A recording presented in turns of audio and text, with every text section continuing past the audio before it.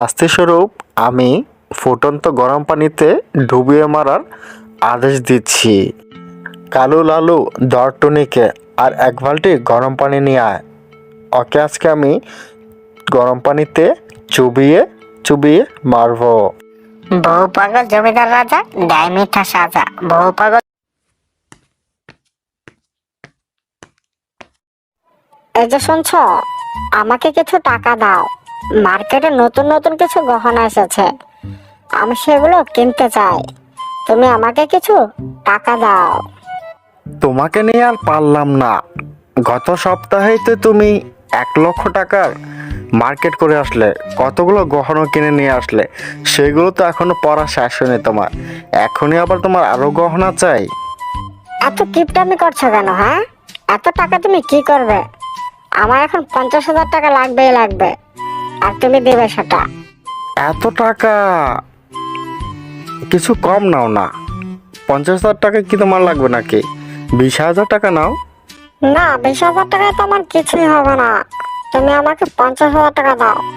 আর যদি টাকা না দাও, আমি আজকেই বাপের বাড়ি চলে যাব। আর গহনাগুলো খুবই সুন্দর। তুমি যদি আমাকে টাকা না দাও, তোমার সাথে আমি কথা বলবো না। হায় রে আমার বউ, তুমি যেহেতু টাকা চেয়েছো, তোমাকে না দিলে কি আমার রক্ষা হবে? আলমারিতে 1,00,000 টাকা রাখা আছে। তুমি সেখান থেকে 50,000 টাকা নিয়ে যাও, আর 50,000 টাকা রেখে যাও। তারপরে তুমি খুশি থাকো, আর আমার সব টাকা তো তোমার জন্যই। টাকা তো সবসময় দাও, কিন্তু একটু কিপটামি করো। আচ্ছা ঠিক আছে, আমি 50,000 টাকা নিয়ে তাহলে মার্কেটে গেলাম। তুমি বাসায় থাকো। তখন জমিদারকে বলে জমিদারের বউ মার্কেটে চলে গেল। আর মার্কেটে যাওয়ার পথে জমিদারের বউ খুব ছোট ছোট কিছু পোশাক পরে মার্কেটে যাচ্ছিল। তখন রাস্তায় টুনি পাখি আর তার বান্ধবী বসেছিল, আর জমিদারের বউকে দেখে তারা হাসাহাসি করছিল। এই বেয়াদব পাখিরা, তোরা আমাকে দেখে হাসাহাসি করছিস তাই না? এত সাহস তোদের! তোরা জানিস আমি কে? দূর থেকে দেখে ভেবেছিলাম অন্য কেউ, কিন্তু এখন তো দেখছি আপনি আমাদের রানীমা। রানীমা, আপনি এত ছোট ছোট পোশাক পরে কোথায় যাচ্ছেন? আপনি তো আমাদের রানীমা, আর আপনাকে শাড়িতে খুব ভালো লাগে। এত ছোট ছোট পোশাকে আপনাকে কেমন যেন লাগছে, তাই হাসি পাচ্ছিল আমাদের। আপনাকে দেখে তো মনে হচ্ছে ছোট বাবু।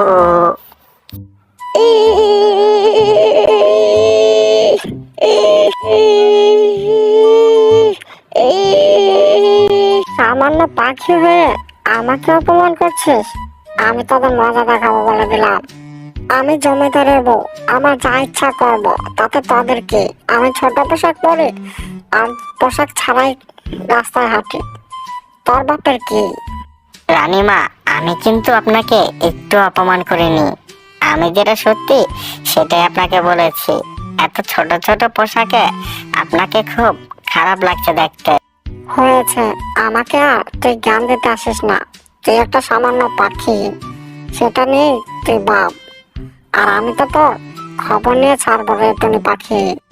রানীমা, ক্ষমা করবেন আমাদেরকে, আমি আপনাকে রাগাতে চাইনি।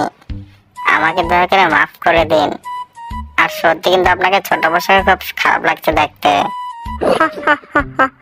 ক্ষমা? তুই আমার সাথে যে বেয়াদবি করেছিস, তার তো তুই উচিত শাস্তি পাবে। আমি এখন যাই, তোর খবর নিয়ে ছাড়বো আমি। তখন জমিদারের বউ সেখান থেকে টুনির উপর রাগান্বিত হয়ে চলে গেল। আর টুনি একা একা বলতে লাগলো, উচিত কথার বাত নেই, উচিত কথা বলেছি তো তাই রেগে গেছে। আর জমিদারের বউ টুনির উপরে রাগ করে মার্কেটে না গিয়ে বাসায় ফিরে গেল। আর বাসায় ফিরে গিয়ে জমিদারের সামনে অভিনয় করে কান্না করতে লাগলো। কি হয়েছে রানী, তুমি কান্না করছো কেন? আর তুমি মার্কেটে যাওনি? তুমি না মার্কেটে যাবে বলে আমার কাছ থেকে 50,000 টাকা নিয়ে গেলে, আর তুমি মার্কেটে না গিয়ে এভাবে কান্না করে বাসায় ফিরলে কেন? কি হয়েছে বলো তো দেখি আমাকে।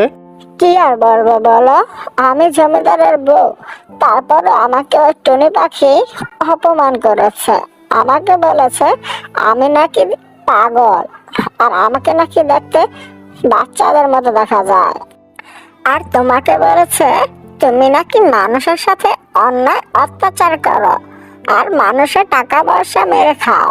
আর তুমি নাকি খারাপ জমিদার, ভালো জমিদার না। তুমি সত্যি বলছো তো টুনি পাখি তোমাকে এই সব বলেছে? আচ্ছা দাঁড়াও, আমি তো টুনি পাখির একটা ব্যবস্থা করছি। টুনি পাখির কল্লা কাটবো আমি।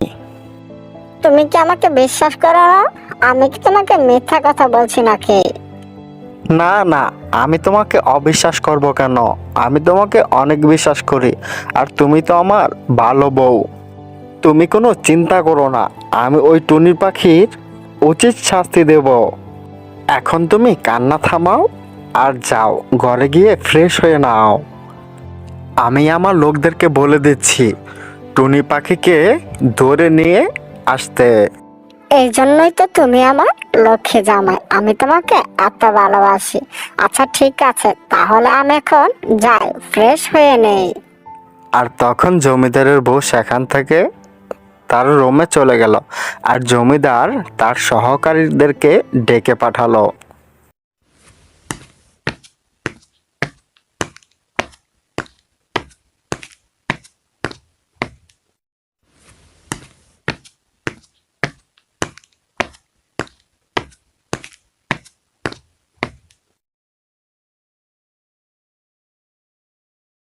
কত সময় হয়ে গেল ডেকেছি, এখনো আসছে না। ওরে আসছে আমার নবাবজাদারা। কিরে এত সময় লাগলো কেন আসতে তোদের? কখন ডেকে পাঠিয়েছি তোদেরকে আমি? জমিদার মশাই, বাসায় কিছু কাজ ছিল, কাজ তো শেষ করে আসতে হবে। ক্ষমা করবেন জমিদার মশাই, তাই তো আসতে আমার একটু দেরি হয়ে গেল। হ্যাঁ জমিদার মশাই, আমারও একটু কাজ ছিল বাসায়, তাই তো লালুর মতো আমারও আসতে একটু দেরি হয়ে গেল। আমাকেও ক্ষমা করে দিন আপনি। থাক আমার নবাবজাদারা, আর ক্ষমা চাইতে হবে না আমার কাছে। তোদেরকে খুব জরুরি একটা কাজে আমি ডেকেছি, কাজটা করতে হবে। হ্যাঁ জমিদার মশাই, কি কাজ করতে হবে আমাদেরকে? ঝটপট করে বলেন, আমরা ঝটপট করে দুজন করে দেব। শোন তাহলে, তোরা দুজন গিয়ে টুনি পাখিকে নিয়ে আসবি। আর যদি টুনি পাখি স্বেচ্ছায় না আসে, তাহলে যেভাবে পারিস দৌড়ে বেঁধে টুনি পাখিকে আমার কাছে নিয়ে আসবি। ঠিক আছে জমিদার বাবু, এটা তো আমাদের বাম হাতের কাজ। আমরা এক্ষুনি যাব আর এক্ষুনি গিয়ে টুনি পাখিকে ধরে আপনার কাছে নিয়ে আসবো।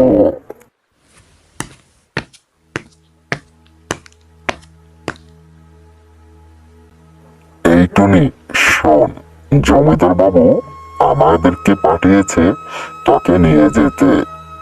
এখন তুই তাড়াতাড়ি চল আমাদের সাথে জমিদার বাবুর কাছে। কেন গো দাদা, জমিদার বাবু হঠাৎ করে আমাকে কেন ডেকেছে? কারণ কি বলো তো দেখি তোমরা আমাকে।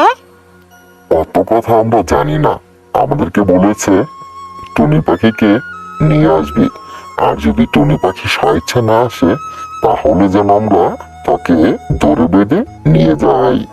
না গো দাদা, আমাকে ধরে বেঁধে নিতে হবে না। জমিদার বাবু যেহেতু আমাকে ডেকেছে, আমি তার আদেশ অমান্য তো করতে পারবো না। তাহলে চলো, আমি তোমাদের সাথে স্বেচ্ছায় যাচ্ছি।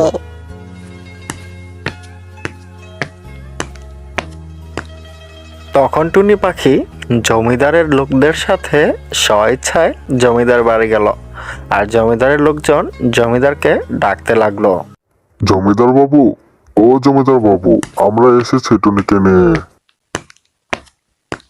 কি রে টুনি, তুই নাকি তোর রানীমাকে আর আমাকেও অপমান করেছিস। আর তুই নাকি বলেছিস তোর রানীমা দেখতে পাগলের মতো আর বাচ্চাদের মতো। আর আমি নাকি মানুষের টাকা পয়সা মেরে খাই, মানুষের সাথে বাটপারি করি। জমিদার বাবু, আপনি আমাকে ক্ষমা করবেন। আমার এত সাহস নেই আপনাকে অপমান করার মতো। আমি আপনাকে অনেক শ্রদ্ধা করি। আর আপনাকে রানীমা সব মিথ্যা কথা বলেছে। আমি তো শুধু রানীমাকে বলেছিলাম, রানীমা আপনাকে সবাই সম্মান করে। আর আপনি এত ছোট ছোট পোশাক পরে কোথায় যাচ্ছেন? মানুষ আপনাকে দেখে খারাপ বলবে। এই টুনি, তুই মিথ্যা কথা বলছিস কেন? তুই আমাকে পাগল বলেছিস, আর তুই জমিদার বাবুকে অনেক অপমান করেছিস। এখন এসেছিস এখানে নাটক করে মিথ্যা কথা বলতে। আর তুই আমাকে দেখে হাসাহাসিও করেছিস, এখন কেন মিথ্যা কথা বলছিস? সত্যি করে বল জমিদারকে সবকিছু, নয়তো আমি তোকে এখন মেরে ফেলবো। রানীমা, আপনি আমাকে ক্ষমা করবেন। আমি দূর থেকে আপনাকে দেখে চিনতে পারিনি। আমি যদি আপনাকে চিনতে পারতাম তাহলে কখনোই আপনাকে দেখে হাসতাম না। আপনি আমাকে ক্ষমা করে দিন।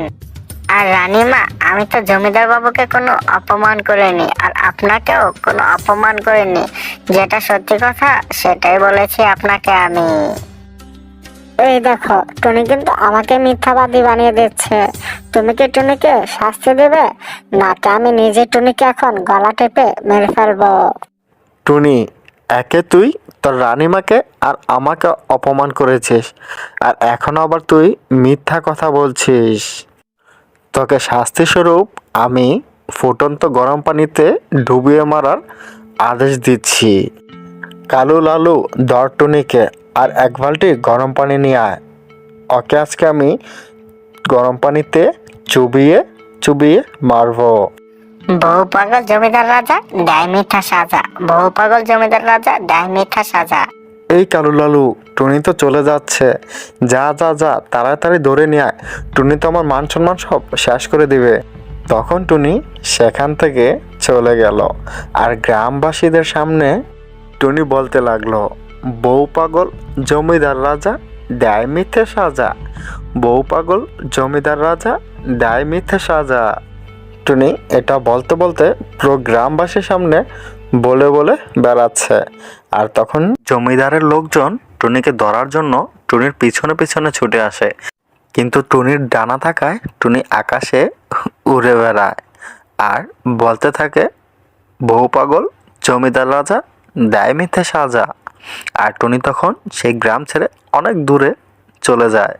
আমাদের আজকের এই গল্পটি যদি তোমাদের কাছে ভালো লেগে থাকে তাহলে অবশ্যই এই ভিডিওটি লাইক করবেন, আমাদের চ্যানেলটি সাবস্ক্রাইব করবেন আর বেল বাটনে ক্লিক করবেন পরবর্তী ভিডিও দেখার জন্য।